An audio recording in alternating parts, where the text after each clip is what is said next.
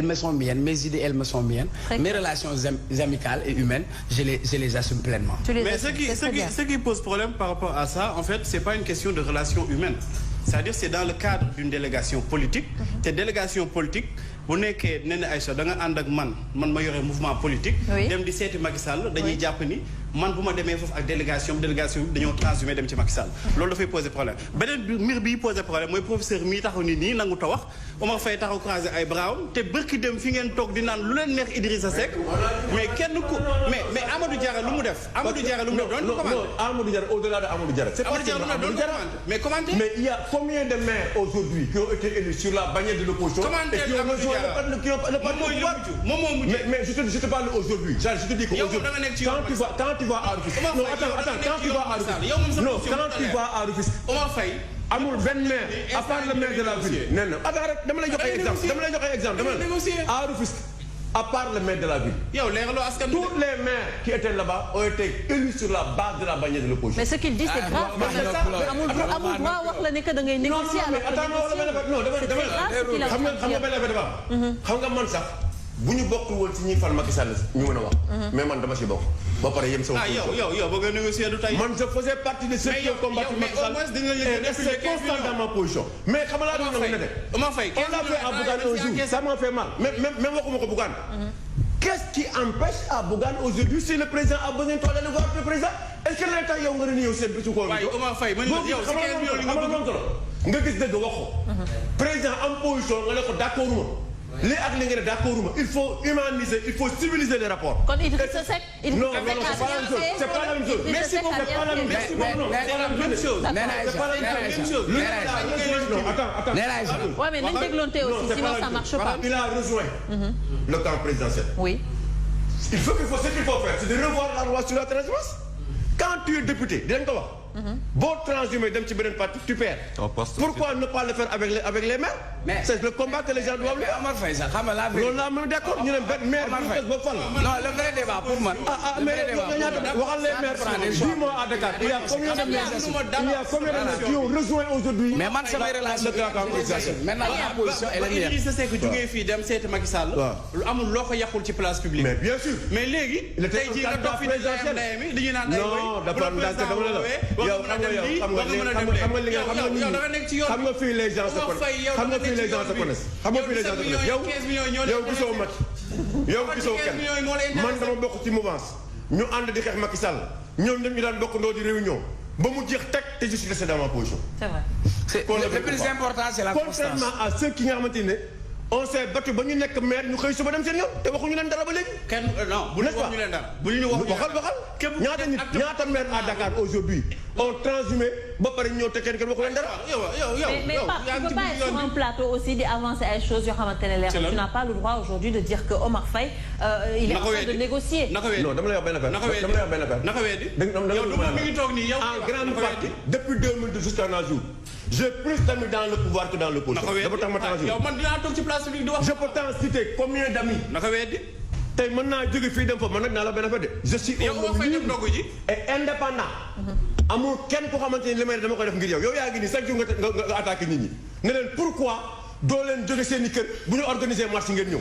dafa tax nga découragé. musuma ko wax. musoo ko wax yéen woy bu ñu organiser ay marche doo leen ñëw bu ñu organiser leen doo leen ñëw ngeen bëgg ñu leen di xeexal pourquoi yow tey waxoo ñooñu. Professeur. ah c'est ça. Professeur Pape Makhtar interpellé na la nee na déggul nga wax ci depuis tout à l'heure avant ñu ñëw non man xam nga. c'est-à-dire que quand on va dans tous les sens je comprends pas. xam nga ku nekk ak sa formation. il faut qu'on s'écoute effectivement dañoo war di dégloonte quand on est sur un plateau. bu ñu génnee ci loolu. je suis d'accord avec toi professeur. mais je crois que Pape Makhtar li mu wax c'est une question. est-ce que tu es en train de négocier pour aller dans le. loolu mën nga wax oui ou non. pour man jarul ay détour. ah voilà léegi xam nga man li ma ci bëgg a wax. xam nga lu tax sànq waxuma ci. yow léegi lañ la wax ne la comme copain Aliou Sall la mais du tere nga jox ma non attends. tu es l'ami intime Aliou Sall est-ce que da nga toog di wax. waaw mais est-ce que je peux terminer. moom la kii wax rek. c'est pas le débat ça. non copain Aliou Sall nga. finalement dama am parole bi. xam nga man souvent bu ngeen di wax du ma leen di dox. mais yow da nga ne yow da nga ma interpellé. waaw dama la interpellé yow copain Aliou Sall nga. waaw. non Walick bàyyi ko mu tontu. xam nga loolu Aliou Sall mi lay dégg man su ma nekkoon copain Alioune Sall na ma ko war a nekkee du ma toog fii. pour muy leer.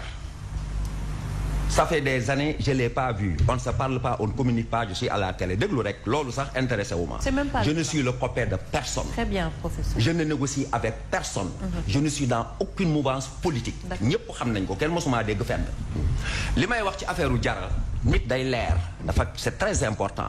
Sénégal yi mënuñu leen a yàpp man su ma loolu intéressé woon waxuma la ca Ablaye Wade ca Abdou Diouf dina fekk ma nekk ministre. parce que j'ai tout ce qu'il faut pour l'être sauf une chose je ne sais pas applaudir quelqu'un quand il n'est pas dans le vrai loolu dama bëgg mu leer affaire u Jara du ma ci mën a wax parce que suivre ma ko honnêteté intellectuelle du ma permettre may def ay promenade man jàngewuma noonu man je suis professeur je suis le seul qu'on appelle professeur ici et ça veut dire quelque chose dégg naa nag ay argument te damay wax Jara lii mi ngi may dégg li ma dégg nit ñi di ko wax waroon naa sax ruus naan dégg naa parce que wax nañ ne ma la rumeur n'est pas fondée mais supposition rek laay def ne PDS ñaari at a ngi nii wala benn at a ngi nii yëgaluñ ma ñëwuñ ma dañ maa bàyyi loolu moo tax ma dem ci Macky Sall bu dee loolu c'est un argument qui n'est pas bétonné si tu es dans un parti le parti te laisse la logique la plus immédiate pourquoi mënoo créer ce parti politique Jara tout le monde le connaît il est jeune def na fi ay prouesses yoo xam ne nekk maire je crois le seul qui était à l'opposition nekk maire mais jóge naa ci parti nekkoon naa fa faaleetuñ ma je vais rejoindre la présidentielle à mon avis ce n'est pas un argument politique digne d'un maire et c'est pas bétonné bu fekkee loolu la leneen moo ko motiver sauf le Sénégal maintenant ça je le dis et je l'assume en attendant de vérifier man su ma ci vérifier ba am ci dinaa ko bind lettre ouverte publier ko ñëpp dégg ko mais pour le moment aw ma ci ma leer. Alors c'est clair mu nekkoon une parenthèse par rapport ak cette histoire que Pape Makhtar a soulevé. merci ci soulevé bi. oui ma yokk si rek li olof doon wax. ndox du bàyyi yoonam. et ñun dañu nekk ay ndaw judduwuñ demuñu fenn. Sénégalais am na fuñ ñu teg. et je crois que ñun ñëpp ku si nekk li may faral di wax Mamadou Dia bi ñu ko tëjee si kaso bi yabal nit ne ko da ngay bàyyi sa engagement mu ne un engagement on peut pas y renoncer parce que l'engagement c'est un devoir ce n'est pas un droit. donc sénégalais yi nañu engagé wu nañu ñafe ñun on a décidé que personne ne va décider à notre place et li si kanam raw li bët ni continuer di ñu bàyyi xel nañ ñu ñaanal parce que ragaluñu fu ñu jëm te gëm nañ ni aussi tant que yàlla mu ngi ñuy may baat li yonent bi waxoon bu ñu gisee lu ñu mën a xeex dinañ ko xeex bu ñu gisee lu ñu war a ñaawlu dinañ toog ñaawlu ko te dinañ toog wax ko maintenant pour le reste Pikine laa dëkk guddi fa laay fanaani te ragaluñu loolu man la Omar Dawul Coow. très bien alors une minute rek soo ma ko may à la décharge de Talla dama bëgg a wax benn affaire rek parce que Talla aussi dafa wax lu am solo waa ji dafa nekkoon ci opposition bi di wax mu xëy suba teel waxatul ñu ne ko lu tax mu ne ku sa gémmiñ di fees mënatoo wax nit du sax di wax Talla lu wax leer la wax tout le monde connaît le discours de Talla depuis 4 ans est-ce que ce discours va continuer ou non pour man foofu rek lañ ko mën a juger et c'est pas à nous de le juger en réalité non on peut le juger on juge tout le monde qui a toujours jugé des gens ici yow gumba la ñëw na fi nga juger ko ne nañ dindi turam def ci j'ai constaté non c'est pas loolu c'est pas un constat si c'est un jugement monsieur le professeur comme tu aimes rappeler que ni yow kese la ñuy woowee fi professeur loolu c'est pas un jugement non j'ai pas émis un jugement sur la personne tu as émis plus qu'un jugement tu as donné un verdict parce que tu as dit à tous les Sénégalais que nañu dindi transhumance dugal ci gumba la loolu c'est pas un jugement.